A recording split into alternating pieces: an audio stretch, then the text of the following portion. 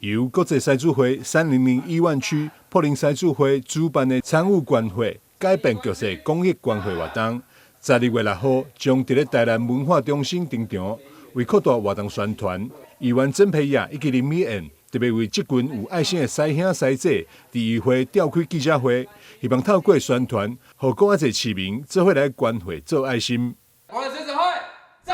曾培亞議員跟林美燕市議員，結合我們由300億萬區國際獅子會柏林獅子會主辦，還有在座非常多友會的會長在場，一起協辦這場12月6號在文化中心的捐血活動。那其實國際獅子會在捐血的部分一直長期在推動，就是讓需要的人、急重症的病患能得到這一份很重要的血液，那是長期在做，然後也是長期在執行的。那我們希望把這份愛一直持續的傳下去，那愛一直循環這邊。所以12月6號我們在場準備了非常多的伴手禮，希望所有的熱血人士、台南市所有的好朋友一起來共襄盛舉。12月6號是我們捐血活動，基本上我們的話要依靠捐血才能支持我們龐大的我們的醫療體系。那請大家捲起我們的衣袖，一起來捐血。因為血是不能再製的，所以說唯有你們才有讓我們的愛可以流傳下去。柏林獅子會公益活動嘛得到儕儕友會支持，參場是城中獅子會會長黃輝彬、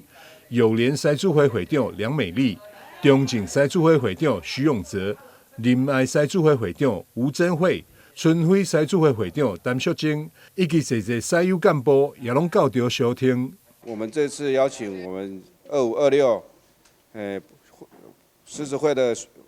同學們一起參與，然後柏林獅子會是秉持着